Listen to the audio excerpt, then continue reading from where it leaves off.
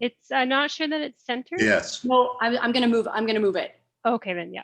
I didn't really want to touch too much. Looks good. Okay, sorry about that. Here we go.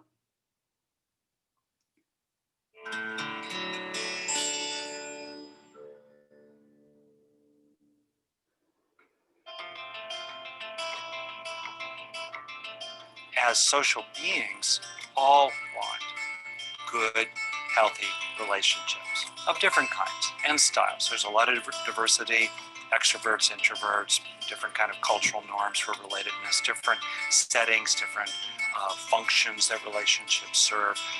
But we are joined.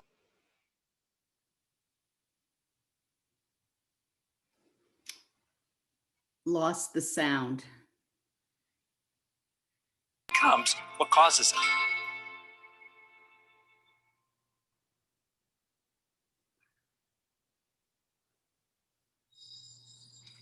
Think about relationships, and I try to practice in relationships or use relationships as a field of practice, as well as use relationships as support for practice. Okay, so in that context, we're talking mainly about human relationships, which for me are embedded in life altogether, particularly animals with a nervous system that are capable of having experiences. And one of the things that's really striking about human relationships is that here we are sitting, speaking with each other in 2017 with technology, and it all seems so modern and safe. And yet, where we're located had native people walking through here 8,000 years ago. And their ancestors were walking around Africa and Asia, and our ancestors 50,000 years ago, 190,000 years ago, anatomically modern humans. And their ancestors reaching back 2.5 million years to tool manufacturing hominids, reaching back to 40 million years, the arising essentially an evolution of primates, back further 200 million years to mammals, profoundly social species, resting on another 400 million prior years of evolution of the nervous system.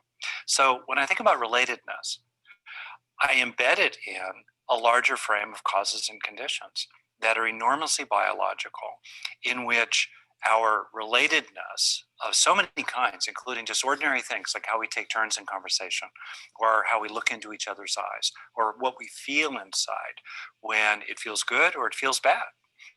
All of that has been profoundly shaped by the demands of life, the harsh school of evolution.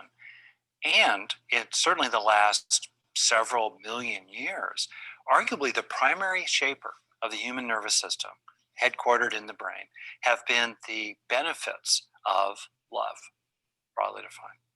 The survival benefits of cooperation, altruism, empathy, attachment, in a healthy sense, compassion, loving kindness, altruistic joy, being happy for the welfare of others. Those factors, as well as, of course, gossip, politics, envy, resentment, and jealousy, all of that together really enabled our ancestors in really tough conditions to live and pass on genes that passed on genes. So when I look at people getting ready for a dance in junior high school, or I look at politics today, or I look at what's actually happening back and forth between people who are having a challenge in their relationship, it's to consider it nested in the larger network of causes and conditions that is its frame, including thinking a lot about, I'm a psychologist, especially grounded in developmental psychology and sort of roots, if you will, really also being aware of the ways in which our sociability, our enormously relational qualities are extremely shaped by experiences in early childhood, and frankly, due to the negativity bias of the brain, particularly shaped, unfortunately, by painful, stressful, neglectful, sometimes abusive and traumatic experiences in childhood, particularly early childhood. It's sort of like there's a kind of a term from a famous paper by Selma Freiberg about parenthood. And the title of the paper is quite haunting and evocative, Ghosts in the Nursery.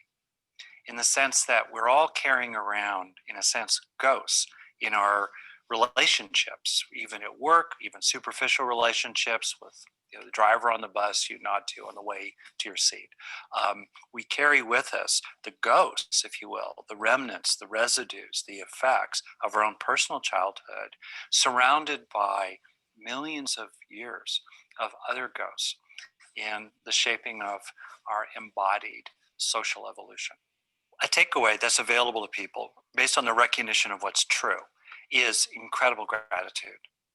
Like our capacity right now to feel connected, to feel friendly, let alone our capacities in deeply significant relationships, to feel in love, to feel loved, to feel cherished, to feel that you can really count on another person to catch you if you fall backwards, literally, if not figuratively, into their arms.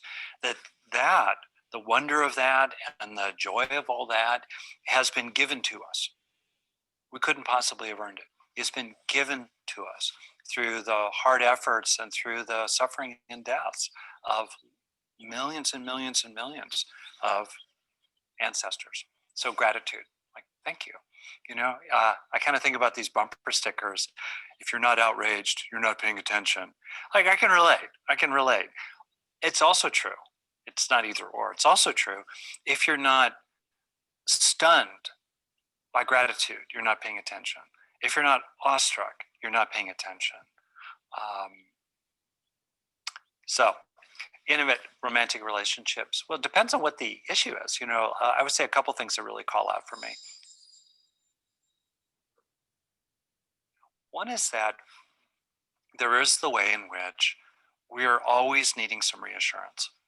And there's a tendency to push that need for reassurance away, to be cool, or to not look needy, or to not give other people an edge, because if they know we want that reassurance, then somehow it gives them power. But the real truth is, it takes courage to claim and own our radical dependency upon other people. We are as dependent as the most social species on the planet. We are as dependent upon social supplies of various kinds as we're dependent upon material supplies like air and water and food. So to come to peace with and relax around and just, okay, we're all dependent, is really an important step. So in a relationship, a romantic relationship, to be brave enough to own your dependencies and to be kind enough and insightful enough, empathic enough to see the dependencies of the other person, and to not do what often people do reflexively, which is to dismiss their dependencies. It's often through an internalization of a dismissal of one's own dependencies while growing up as a child. Dismissal from parents, siblings, the other kids in school, clueless teachers, coaches, etc. So we tend to internalize and do to ourselves and others what was done to us. So instead of doing that kind of dismissiveness of the yearning and longing for security and reliability and reassurance, and do I matter to you? Do I matter enough to you that you let me land in your mind and heart and being? That I matter enough to you that you will actually, I had a teacher use the term the bodily sacrifice of attention. Will you really give over to me for a minute, 1 minute in a row of fully present attentiveness? We want to know the answers to those things. And it's important to be able to recognize those questions alive and present in the minds of other people. And on the basis of that, be really responsive to one's own needs for reassurance and dependency, and narcissistic supplies are sometimes called, as well as other things, and that in the other person. And then what that takes me to, if you really think about it, to deliver the goods in that high baud rate kind of sense, a rich soup delivered to another person rather than them feeling like they're breathing through a straw. What's it take to do that? What's it take to be that receptive to another person? And also that overflowing with supplies for them, and also that willing to ask for what you need yourself. What's it really take? That then goes to the second great wing of relatedness, which is autonomy. The two great wings, if you will, of human life are intimacy and autonomy. And the bird needs both wings to fly. And they feed each other. It's not either or. So my point is, I've been speaking here about the intimacy side of it. But to be able to sustain that kind of intimacy, you need to be really centered in your own place. You need to feel entitled to claim your own ground. I think of the metaphor, if nothing else, perhaps the reality of the Buddha's night of awakening when he was challenged by the forces of delusion that came at him from the front because the Bodhi tree had his back. He reached down to the earth to claim his ground, that he's entitled to be here. So we need to establish a kind of autonomy, a kind of, among other things, we claim the right to know for ourselves what we think is true. We know our view is always fallible and uncertain, and there are things we're learning, but to take our stand in what we feel we have the right to recognize is actually true, even if it's not safe to say it, but at least in our inner temple, we know it's true as an aspect of autonomy. Another feeling that our needs have the same standing as others. The golden rule is a two-way street, that if others have rights, we have the same rights. If others have privileges, we have the same privileges. If others have needs, we have the same needs. If the others, their needs have a certain standing, our needs have that standing. To really own that. So the two go together, to finish here. And I find that this process, as a kind of dance, and also a kind of dynamic in which we're talking about two sides of the same coin, in a sense, of life, living, nature, really altogether. It's to enter into both profound intimacy with other people, just like that, enabled by a profound autonomy and self-respect, and also responsibility for our own agency, that it's on us to be at cause rather than effect, if only inside our own minds.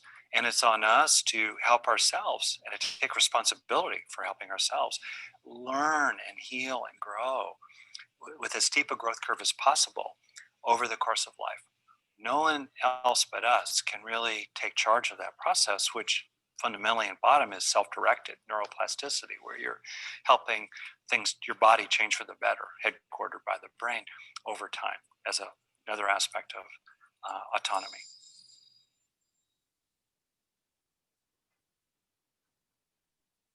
And to be able to do this, to be able to both really go into the deep end of the pool around intimacy, and to also, to enable that, maintain your, in a broad sense of the word, autonomy, without mindfulness, you're clueless.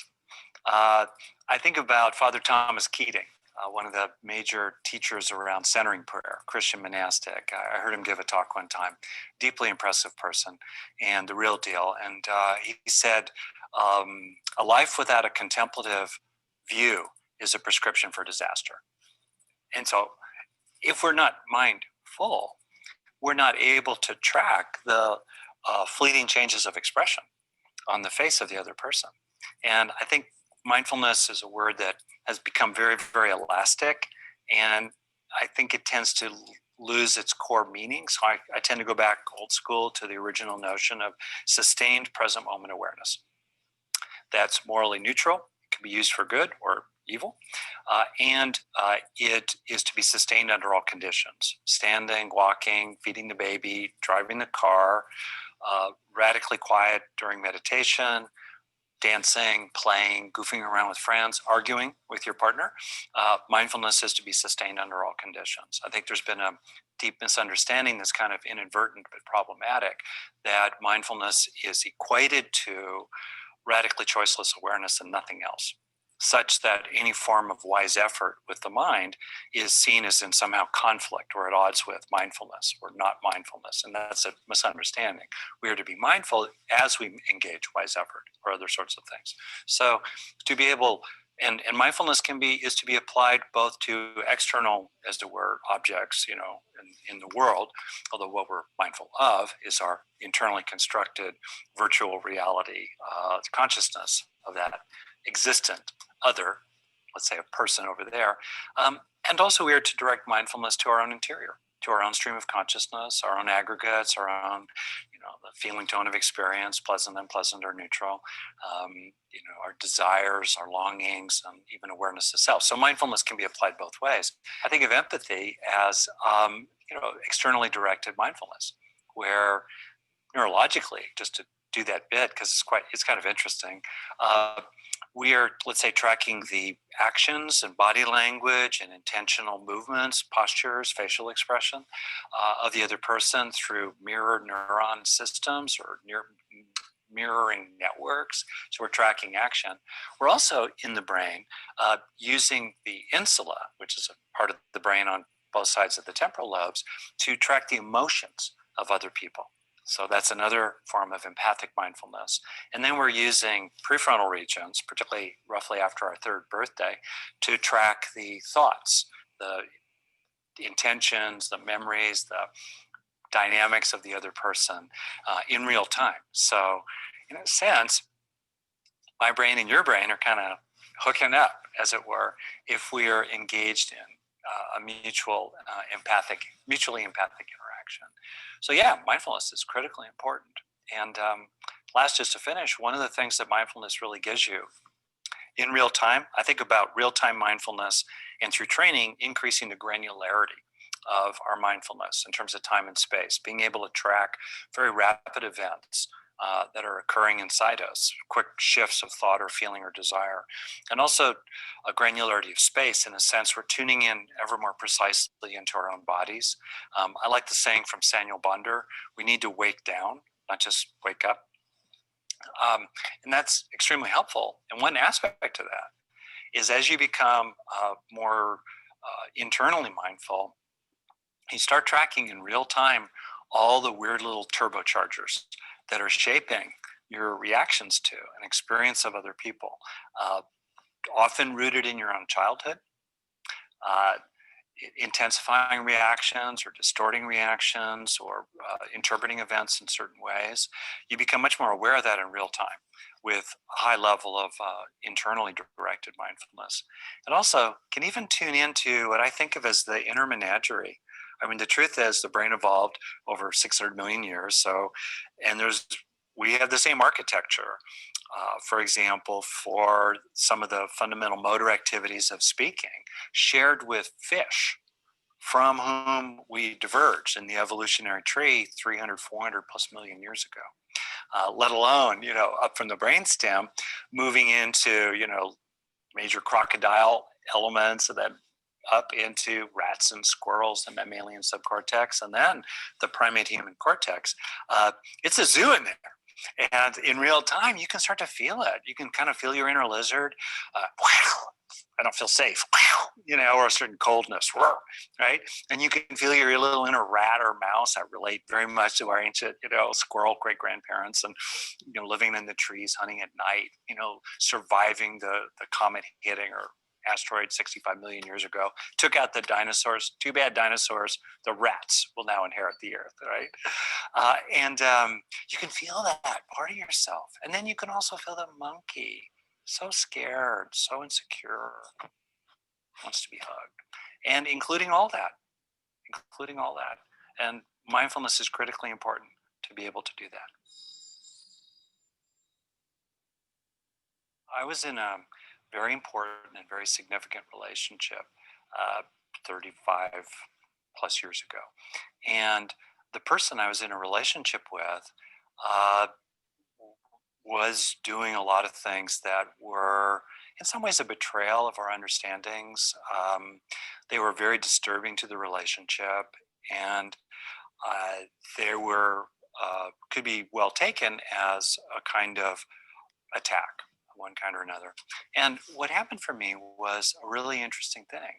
I could have done what I had done before in different situations, or people often do, fight back, leave, get caught up in a conflict. And what came over me was something really different. It was a realization that that's the heart is a kind of muscle, and we can love at will.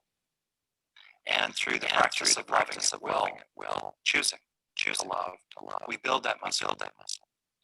And what's interesting about it is that one might think at first that it's a way to be a patsy or a doormat. But in fact, what I found was that loving at will, choosing to love, made me stronger, and it actually helped me suffer less what was happening in this relationship. And also, I got to feel that I wasn't getting exhausted by this loving at will, that I was being fueled and protected by it as it flowed through me. That love is love, whether it's flowing in or flowing out. And I think of sometimes people would say, well, that's loving at will is you're making it up. And I think, well, first of all, it's perfectly appropriate to self-generate various beneficial states of mind. Resilience, determination, cultivating compassion, cultivating a commitment to exercise, moderation in the consumption of chocolate. Who knows what that might be, right? There's a place for that. So just because we're self-generating is not problematic. Again, I think that's a misunderstanding that's crept in, that just because procedurally, erratically, profoundly receptive, somewhat inert, non-fabrication with regard to the mind, just because that's a phenomenal procedure or technique or method, that doesn't mean that that's necessarily the only way we should be in life. There's a place for self-generating in a goal-directed kind of way, various wholesome factors of consciousness, factors of awakening, for example, in Buddhism. And so to self-generate love is not right off the bat, problematic. And second, if you think about it, it's doubly loving, because it's loving since it's love, and it's loving because you're valuing it enough to take responsibility for self-generating it. And so what I found about that is that, of course, over time you have to see what the other person does. And I had a little bit of a time limit in the back of my mind. I wasn't going to keep doing this forever. I mean, we had to really see if something could shift in the relationship, and very happily it did. So both can be true. We can both choose to love while also disapproving of the one we love. Or in terms of justice considerations, we can choose to love people who are harming others while at the same time being passionate and fiery in speaking truth to power, or allying with other people to take action against those that are doing wrong and harms. Well, both can be true. If you want to get good at something, study the people that are really good at it. So I've done a lot of rock climbing over the years, and one thing I've done is observe people who are better climbers. How do they move like human geckos up the rock? In the same way, we can observe people who seem to be exemplars, let's say around social justice, social action of various kinds, yet and who also retain a great centered freedom to love in their own heart. They don't get contaminated by hating their adversaries. I think of historically Gandhi, currently the Dalai Lama, Aung San Suu Kyi, people like that, people who are not famous that one can know over time, who just seem to hold on to that lovingness while at the same time being crystal clear in their view and their moral stand.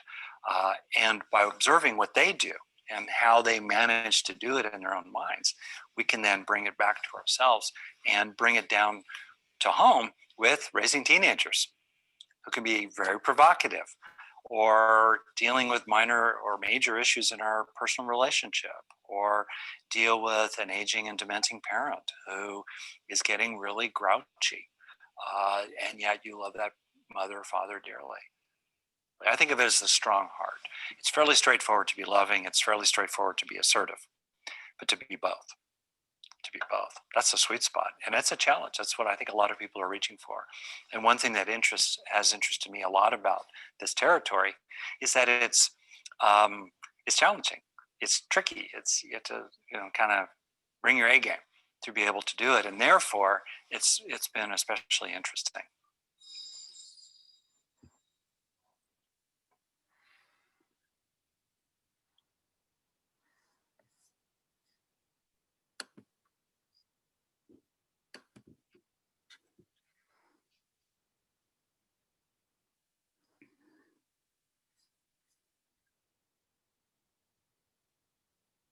Sangamita, I think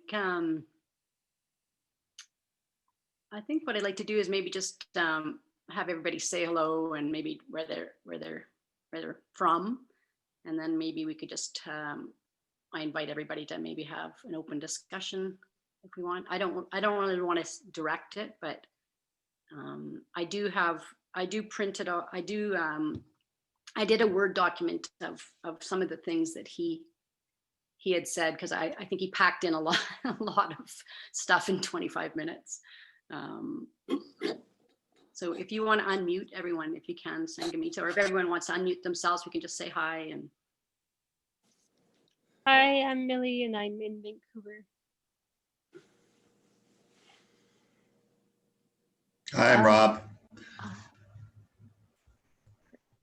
Sorry, that's it.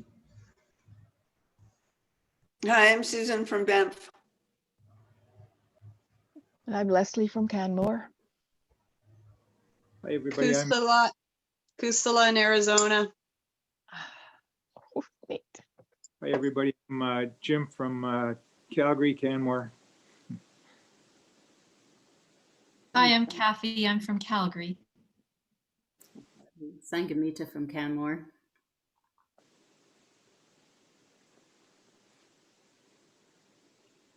Jessica, are you there? Sorry. And Crystal? Here, sorry, I had the wrong headphones. Hi, everyone. It's Crystal from Calgary. Perfect.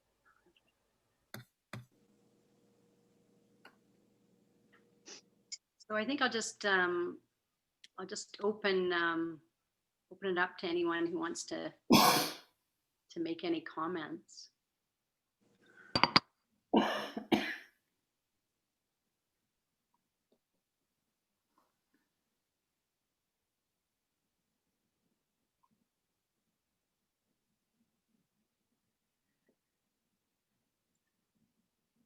I'll just start and say I thought it was amazing, Cori, and I want to listen to it 900 more times.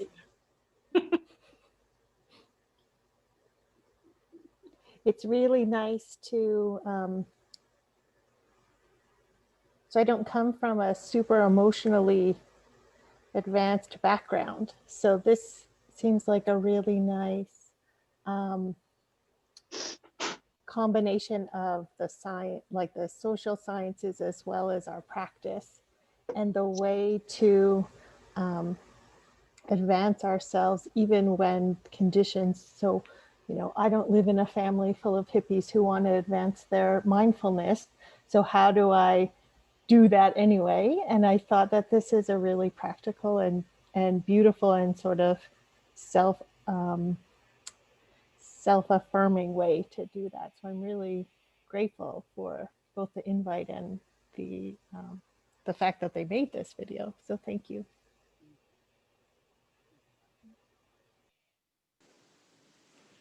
Yeah, my comments would be, you know, I've looked at a little bit of Rick Hanson's stuff, like I was saying to a little bit earlier, and what I found is that, you know, what I got out of this is that what he started off with, we are shaped from where we come from, you know, and you know, that's really important for myself because of you know, just the childhood experiences that he got into.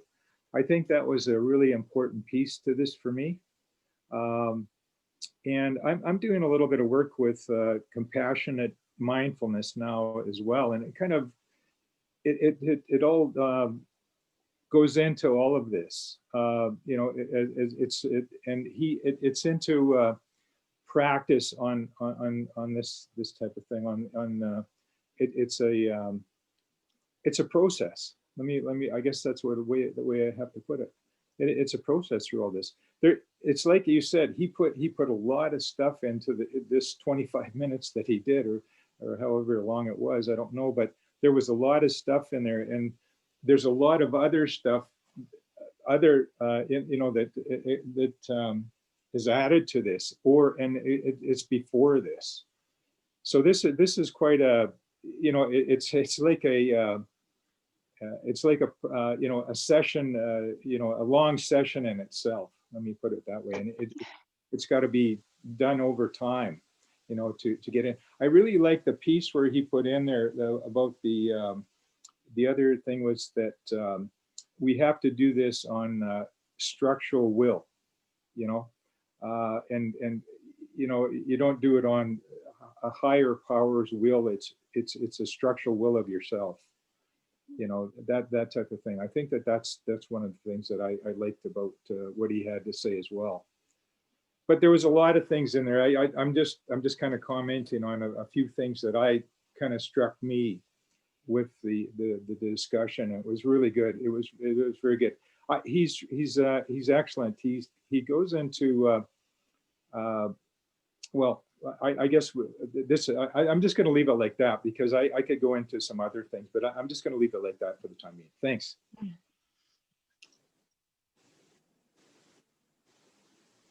Cori, you came up with two really excellent teachers today. I listen or go to Gil's sessions pretty well every day. He has them at 8 o'clock our time, but you can tune in anytime in the day. And I'm always following. I always enjoy his sessions. He's on the Anapanasati Sutta this week. So he's a lovely person to meditate with. But then Rick Hanson, like Jim says, is just so much to think about in there. I'm going to have to listen to that another couple of dozen times, I think. It's meaty stuff. My goodness, thank you for that. You're welcome. I do have it is online. It is on YouTube if you Google Rick Hanson and the Awake Network. But don't go too far, because next week we're going to do the part 2 of that series. So we could do it. We could do it over and over again. Don't worry. I agree. I've listened to it, I think 2 or 3 times now, and I think it's interesting, Jim, what you said, because you know, some of the things that, like, I love the line where he says, you know, am I breathing through a straw? Like, and I think sometimes in relationships, you have this feeling of kind of breathing through a straw. You're not getting enough oxygen. But I also like what he says about it's our responsibility to heal, to learn, to grow with as steep a growth curve as possible over the course of our life. So to investigate why we are feeling like we're breathing through a straw. And you know, even this Christmas for me, I just got married 3 years ago. I'm in this really loving relationship. And then all of a sudden, in a minute, we were both breathing through a straw. We were both in tears. We were both, and so if we don't get to the root of why that arose, it will come back time and time again. And so I really feel like I think about what Sangamita says often, and she uses the example of we have this hot coal in our hand, and if it's burning us, then we just drop it. But for me, I have to really examine what that coal is, because to drop it means for me that I'm going to be picking it up again. It's going to be back in my hand. And if I don't try to start chipping away at that coal, and for those reasons, and letting go, for me, it's letting go of the stories that I have continually told myself, like Rick says, the ghosts in the nursery. If I keep telling myself those stories, they're just implanted deep in there, and they need to be dislodged and cut off at the root, because they don't serve me. I suffer immensely, I think, as we all do in those situations. Yeah. Yeah, that's awakening when we cut things off at the root, like forever. Before that, we're doomed to keep picking up the hot coal. Yeah, that was a very rich talk. I mean, with just so much stuff in it. So I'm just going to make, I mean, there's too much for me to sort of have absorbed and make a really comment on his content there. It was a bit overwhelming. But I want to pick at one little thing. I disagree with his definition of mindfulness. He only got one half of it. A really big part of mindfulness is memory. Remembering what our teachers, what our Buddhas, the teacher has taught us, like between what's skillful and what's not skillful. Because in any moment, we have so many different things that we can be mindful of. And the Buddha is teaching us to have wise attention, to put our mindfulness on the things that are going to be, leading us to, wholesome qualities, to a more, away from suffering. And so there's this memory component. So he said it was choiceless awareness. The Buddha, the mindfulness, the sati that the Buddha is teaching is not choiceless awareness. There's this memory component, and you're choosing wise attention and skillfulness. So I just wanted to, anyway, it was a wonderful talk. I just had that one little point that I disagree with him. I knew that would be coming. So I'm happy that you did that, Mary. Just to see if you were listening.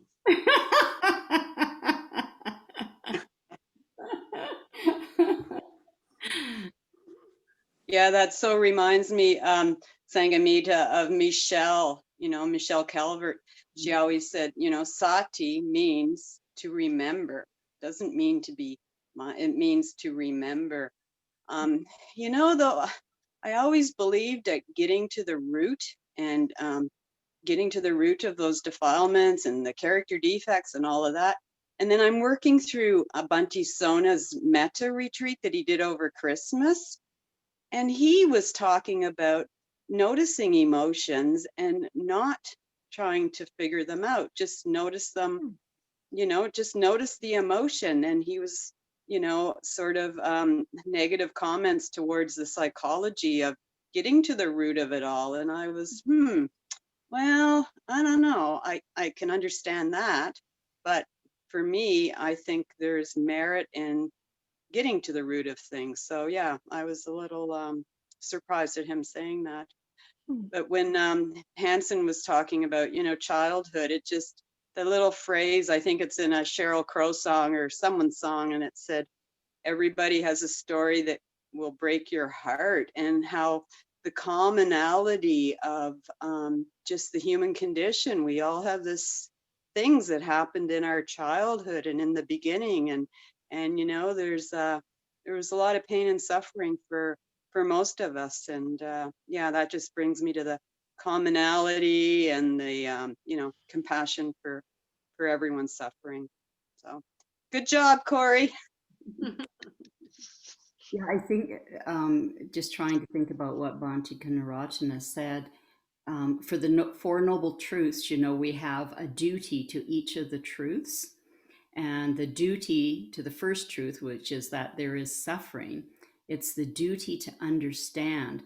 So that's not like pushing away something so quickly that you don't get to feel the heat of that hot coal.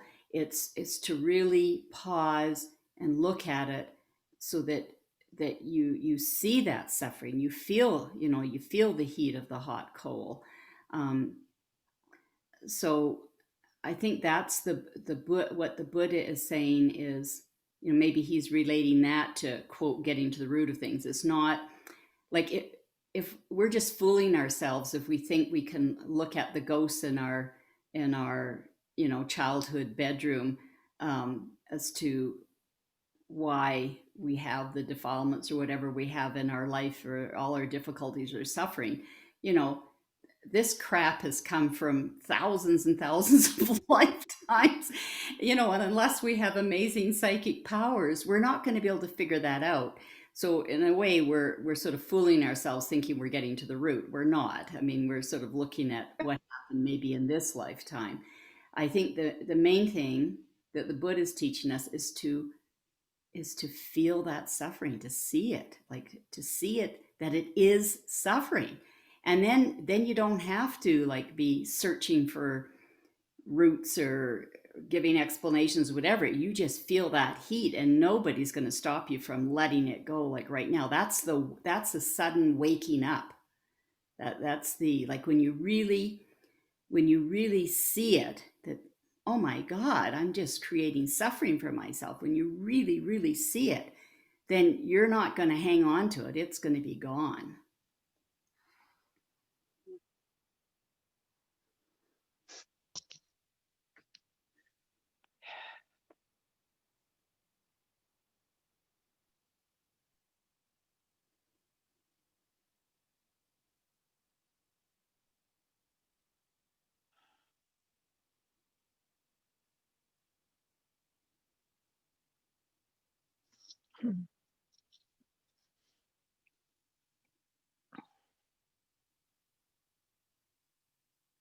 That was just such a revelation for me, and I can see everyone else is thinking about it too. So I just want to thank you. I'll have to think about that. But what a release maybe is the right word. Like to, you know, we can do our work in this lifetime back to our nursery, but to consider that we are I think what it does, yeah, I think release is the right word, because I think what it does is it says that there's not going to be perfect. And I'm always striving for that. Like I will work myself to a nub if I could just get it right. If I could just like root out all the pain forever, then okay, perfect, I will do that. I'll be a nub who has no pain and it will be great. And so I think what you just said touches a place where it releases me from having to do that, which is amazing, because of course that I know intelligently that that's not even a thing that's possible.